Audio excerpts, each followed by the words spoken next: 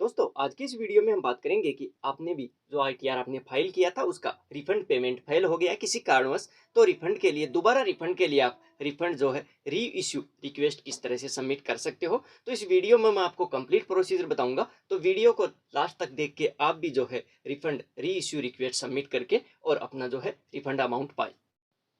Refund reissue request के लिए आपको सबसे पहले इनकम टैक्स के पोर्टल को ओपन करना है। तो आपके पास चाहे फोन हो या लैपटॉप हो, इसमें जो भी ब्राउजर आप यूज करते हो उसके सर्च बॉक्स को ओपन करना है और उसमें आपको टाइप कर देना है इनकम टैक्स। जैसे ही आप इनकम टैक्स टाइप करके इसको सर्च करोगे, इस तरह का पेज खुल के आपके सामने शो हो जाएगा। इसमें जो सबसे पहला लिंक दिया हुआ है होम इनकम टैक्स डिपार्टमेंट, इसके ऊपर क्लिक करना है। जैसे आप क्लिक करोगे, नेक्स्ट पेज जो है खुल के इस तरह से शो हो जाएगा। इसमें जो प्रोफाइल का जो ऑप्शन दिया हुआ है, जहां पर मैंने एरो मार्क किया, उसके ऊपर क्लिक करना है।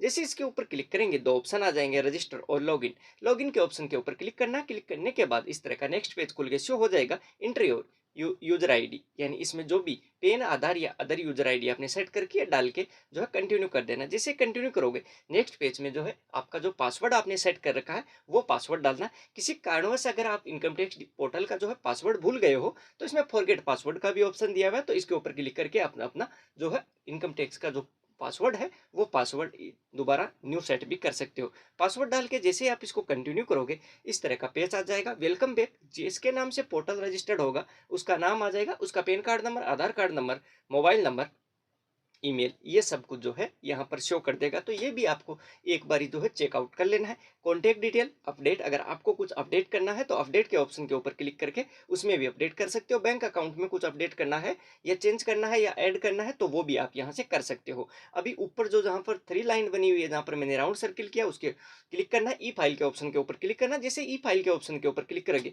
कई सारे ऑप्शन इसमें खुल के शो हो जाएंगे। तो इसमें अभी हमारे को जो चेक करने के लिए, रिइश्यू के लिए जो है इनकम टैक्स रिटर्न्स का जो ऑप्शन है उसके ऊपर क्लिक करना है। जैसे इनकम टैक्स रिटर्न के ऑप्शन के ऊपर क्लिक किया, क्लिक करते इसमें भी कई सारे ऑप्शन खुल के शो हो जाएंगे। तो इसमें व्यू जो है फेल्ड रिटर्न्स का जो ऑप्शन है, सेकंड ऑप्शन, उसके ऊपर क्लिक करना है। जैसे आप इसके ऊपर क्लिक करोगे, इस तरह का आपका जो है स्टेटस शो कर देगा, यानी आपने आईटीआर कब फाइल किया था, इसका जो है सक्सेसफुल ई वेरीफाई कब हुआ है। अभी देखो इसमें शो कर रहा है सबसे टॉप में रिफंड पेमेंट फेल्ड, यानी रिफंड पेमेंट फेल हो गया। यानी इनकम टैक्स डिपार्टमेंट ने तो आपका जो है पेमेंट इशू किया है, पेमेंट यानी इनकम टैक्स डिपार्टमेंट ने तो पेमेंट आपका रिलीज किया है, परंतु आपकी कोई ना कोई बैंक अकाउंट के मिस्टेक के कारण फेल हो गया है। उसी के लिए जो है री इश्यू रिक्वेस्ट डाल रहे हैं। तो व्यू डिटेल्स का जहां पर मैंने एरो मार्क किया उसके ऊपर क्लिक करना। जैसे आप उसके ऊपर क्लिक करोगे, क्लिक करते ही देखो रिफंड पेमेंट फेल, अब date of failure, reason for failure. Reason for failure 155 का मतलब है कि बैंक अकाउंट से रिलेटेड कोई ना कोई मिस्टेक हुई है जिसके कारण फेल हुआ है। बैंक अकाउंट में सबसे टॉप में आईएफसी कोड या बैंक अकाउंट नंबर गलत होना, या जो है आपका नाम वगैरह है वो मिसमैच होना, या बैंक का MICR कोड होता है वो कहीं ना कहीं गड़बड़ होना, या फिर बैंक की जो केवाईसी है, केवाईसी में कहीं ना कहीं आपकी जो है केवाईसी पेंडिंग चल रही है, जिसके कारण यह जो है रिफंड आपका फेल हुआ है। यानी ये जो रीजन बताए हैं उन्हीं में से कोई ना कोई रीजन है। अभी सबमिट रिफंड री इशू रिक्वेस्ट के ऑप्शन के ऊपर क्लिक करना। जैसे हम क्लिक करेंगे, क्लिक करते देखो इसमें हमारे को जो है कई स्टेपों से होकर गुजरना पड़ेगा, यानी 6 स्टेप हमारे को जो है इसमें फॉलो करने पड़ेंगे। 6 स्टेप जो है करना पड़ेगा। सबसे पहले अब select return, select bank account, select method of verification, verify, submission of request. यानी ये जो 5 स्टेप है, 5 स्टेपों से होके हमारे को गुजरना पड़ेगा, तभी हम जो है रिफंड री इश्यू की जो रिक्वेस्ट है डाल सकते हैं। तो अभी दोस्तों इसी पेज को जो है हमारे को ऊपर की तरफ जो है स्क्रॉल करना। स्क्रॉल करते ही इस तरह का पेज आपके सामने खुल के शो हो जाएगा, create refund reissue request. तो सबसे पहले आपका एक्नॉलेजमेंट नंबर आ जाएगा, असेसमेंट ईयर आ जाएगा, इसके बाद में आपका पेन नंबर, इसके बाद में जो है कम्युनिकेशन रेफरेंस नंबर। अभी यहाँ पर भी देख सकते हो आपकी जो इसमें reason for refund failure, tax paid to submit refund reissue request by providing valid bank account detail. यानी आपको इससे पहले अगर आपको लगता है कि मेरा आईएफसी कोड है, तो आपको इनकम टैक्स के पोर्टल में बैंक अकाउंट में जाके और आईएफसी कोड जो है, करेक्ट आईएफसी कोड आपको जो है फिलअप कर लेना है। सबसे ज़्यादा जो है ये रिफंड अमाउंट जो फेल हो रहा है वो आईएफसी कोड के कारण ही हो रहा है, क्योंकि बैंक जो है आईएफसी कोड चेंज कर देता है या आपस में मर्जर हो जाता है, वो पता नहीं चल पाता और फेल हो जाता है। तो अभी एक्नॉलेजमेंट नंबर के ऑप्शन के ऊपर जो है टिक मार्क करना है और जो कंटिन्यू का ऑप्शन दिया हुआ है कंटिन्यू हमारे को कर देना है। यानी दोस्तों आपका अगर फेल होता सबसे ज़्यादा रिफंड जो है अभी फेल हो रहा है, क्योंकि कोई ना कोई बैंक से रिलेटेड नाम मिसमैच हो गया, केवाईसी पेंडिंग पड़ी है, हमारे को पता ही नहीं रहता कि केवाईसी मेरी पेंडिंग हो रखी है या जो है पेंडिंग पड़ी है। तो ये छोटी छोटी जो है आजकल बहुत कुछ देख रहा है इनकम टैक्स डिपार्टमेंट, यानी छोटी छोटी क्यूरी जो है उसके ऊपर भी नहीं आ रहा है।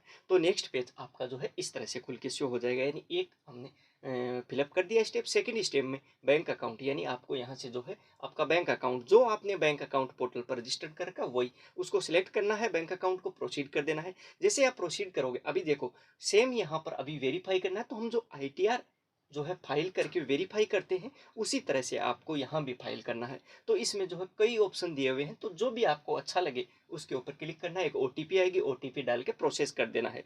तो सबसे बेस्ट मैं जहाँ तक समझता हूँ, जो आधार के साथ में जो ऑप्शन दिया हुआ है आधार वाली मोबाइल नंबर की OTP का, वो ही मैं सबसे बेस्ट समझता हूँ। उसके अलावा भी आप जो है थ्रू नेट बैंकिंग के द्वारा भी कर सकते हो, यानी जो इसमें बैंक ऐड है उसकी नेट बैंकिंग के द्वारा भी ये जो है इसको स्टेप को कंप्लीट कर सकते हो।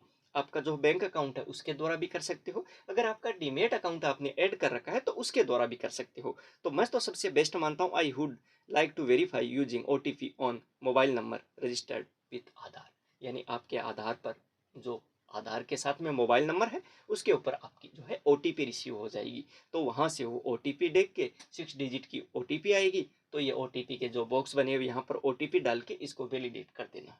तो दोस्तों ये जैसे ही आप वैलिडेट करोगे, वैलिडेट करते देखो रिफंड रीइश्यू सबमिटेड सक्सेसफुली।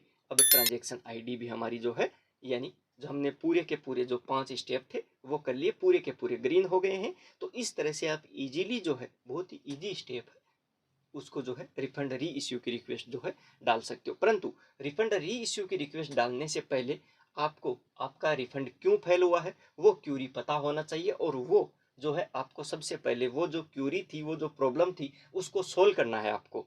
यानी बैंक अकाउंट से रिलेटेड है या KYC से रिलेटेड है, KYC बैंक में जाके अपडेट करवाना है, या आपका नाम मिसमैच है तो उसको जो है करेक्ट करवाना है, या IFC कोड आपका मिसमैच है तो IFC कोड जो है आपका गलत है, तो उस IFC कोड को सही IFC कोड बैंक से लेके और IFC कोड बैंक डिटेल में जो है फिलअप करना है। यानी क्यूरी को पहले ठीक करके और बाद में ही रिफंड रीइश्यू की रिक्वेस्ट डालना है, नहीं तो आप ऐसे ही डाल दोगे तो आगे चल के फिर आपका रिफंड जो है फेल हो जाएगा। तो इस बात का दोस्तों जरूर ध्यान रखें।